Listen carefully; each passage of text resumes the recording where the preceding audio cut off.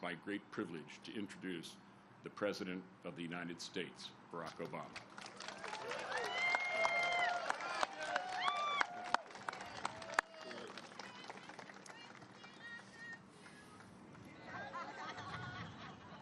I love you back. Good morning. Scripture tells us, let not steadfast love and faithfulness forsake you. Write them on the tablet of your heart. Secretary Carter, Chairman Dunford, outstanding members of our armed forces, and most of all, survivors of that September day and the families of those we lost.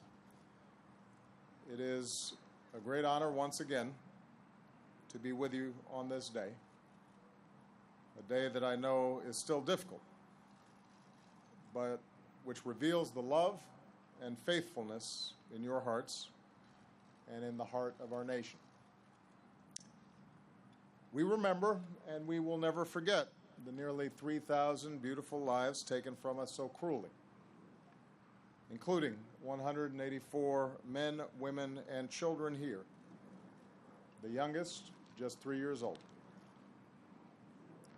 We honor the courage of those who put themselves in harm's way to save people they never knew. We come together in prayer and in gratitude for the strength that has fortified us across these 15 years.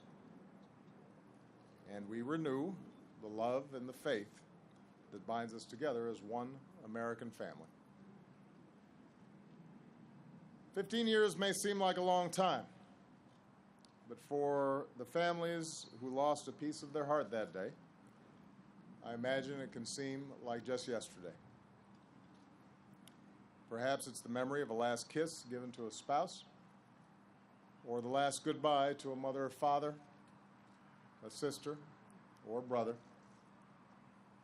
We wonder how their lives might have unfolded, how their dreams might have taken shape.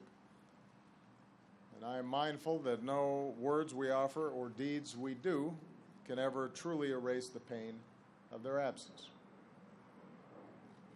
And yet you, the survivors and families of 9/11, your steadfast love and faithfulness has been an inspiration to me and to our entire country. Even as you've mourned, you've summoned the strength to carry on.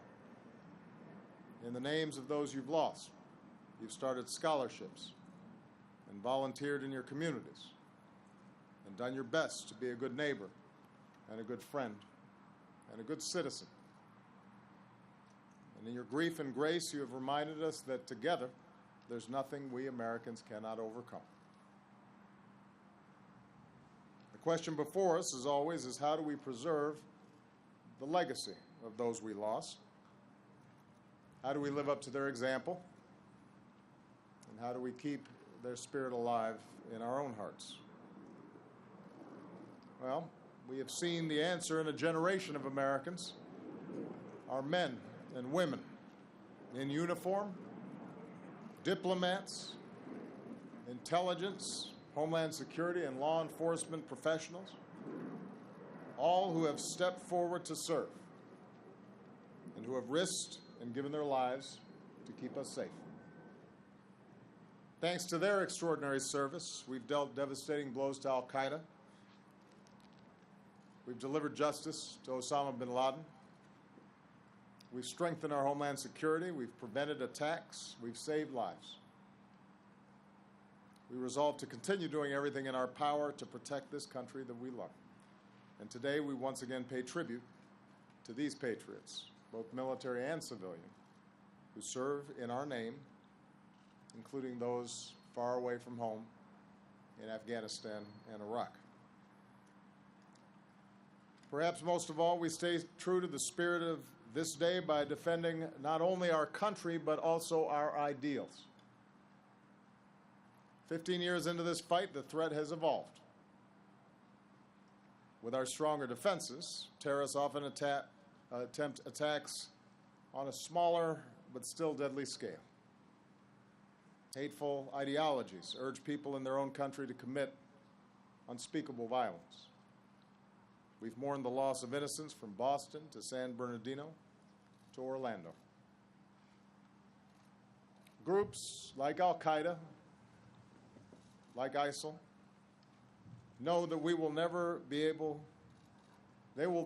to defeat a nation as great and as strong as America. So instead they try to terrorize in the hopes that they can stoke enough fear that we turn on each other, and that we change who we are or how we live. And that's why it is so important today that we reaffirm our character as a nation. People drawn from every corner of the world, every color, every religion, every background, bound by a creed as old as our founding, e pluribus unum. Out of many, we are one. For we know that our diversity, our patchwork heritage, is not a weakness. It is still and always will be one of our greatest strengths. This is the America that was attacked that September morning. This is the America that we must remain true to. Across our country today, Americans are coming together in service and remembrance. We run our fingers over the names and memorial benches here at the Pentagon. We walk the hallowed grounds of a Pennsylvania field.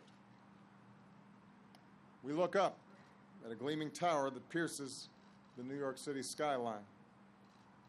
But in the end, the most enduring memorial to those we lost is ensuring the America that we continue to be, that we stay true to ourselves, that we stay true to what's best in us, that we do not let others divide us. As I mark this solemn day with you for the last time as president, I think of Americans whose stories I've been humbled to know these past 8 years.